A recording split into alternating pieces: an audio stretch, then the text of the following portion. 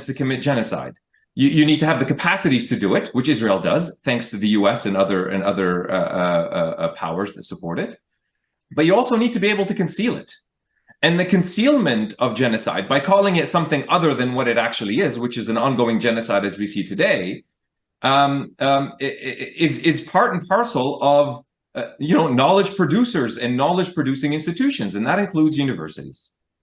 So the Israeli state is very much interested in the knowledge that is produced and circulated in Canadian universities, American universities, British universities, and so on, because it is part of their colonial project, part of their settler colonial project, is to conceal the reality of settler colonialism.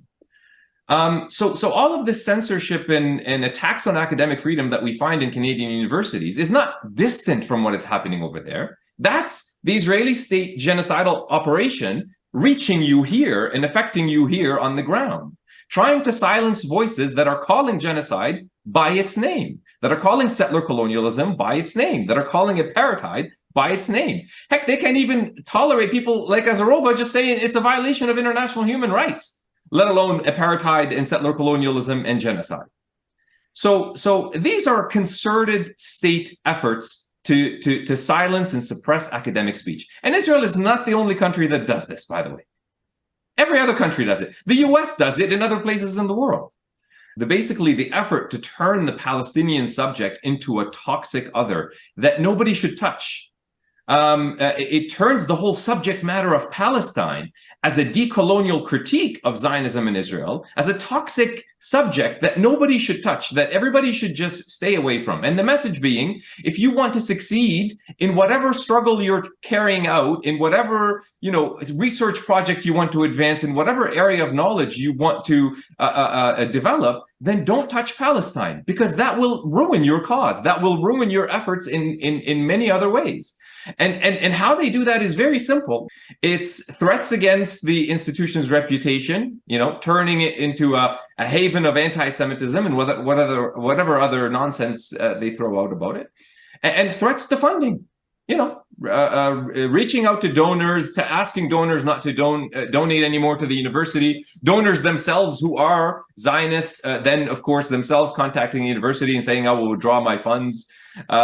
It's always been a carrot and stick approach that the Israel lobby has carried out in the UK, in Canada, in the US, and elsewhere.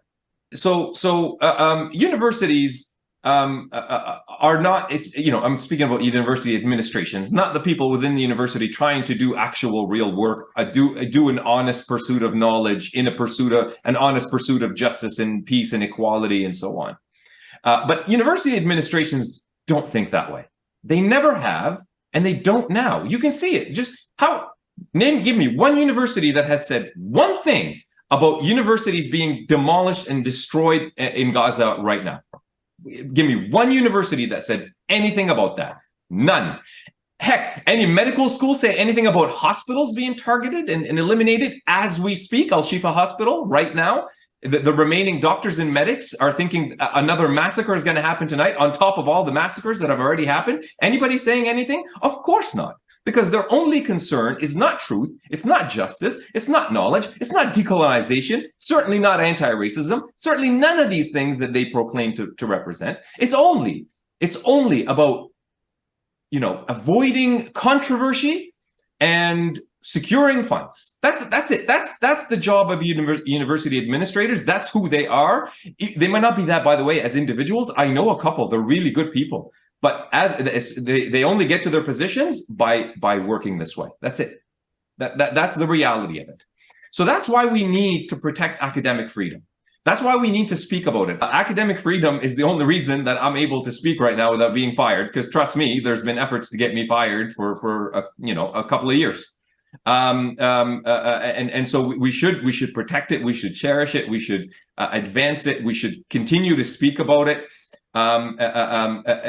Because it's the only thing that is protecting us from these institutions, expelling our discourse outside of the university as well. And that's what I argue in that article, is that the expulsion of the Palestinian critique of Zionism in Israel is part and parcel of the Israeli state project to expel Palestinian identity out of history, out of politics, out of existence.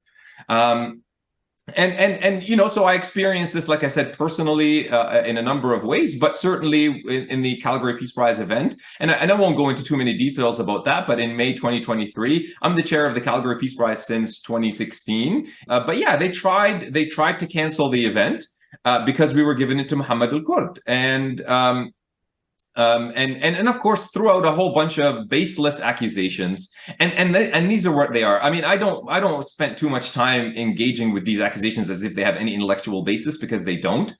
This is just a blatant attempt, since they understand that academic freedom is working in Canada to some extent. Obviously, there's many shortcomings, but because the Israel lobby understands that there is such a thing as academic freedom, they are trying to turn it into a hate speech issue, because hate speech is not protected under academic freedom, as it shouldn't be. But that's the whole IHRA project, is to turn it into hate speech, and therefore not protected under academic freedom. So this needs to be resisted at all levels. So anyway, yeah, so they tried to just throw out all of these baseless accusations about Muhammad al-Kurd and what the event was going to be about and all of that. And it was going to be anti-Semitic and promoting hatred of Jews, and Jewish students will not feel safe, and all of that kind of stuff that we hear all the time. I encourage everyone to go and listen and watch our event on YouTube.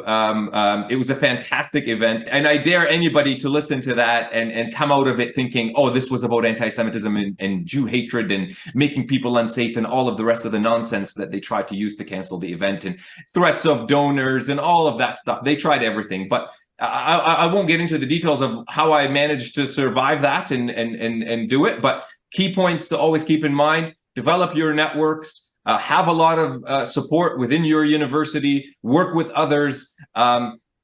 Interpersonal relationships are really important as well, and they can work in ways that you don't foresee, and emphasize that this is an academic freedom issue, and don't back down on that, because that is the reality of it. So don't be afraid, don't be bullied.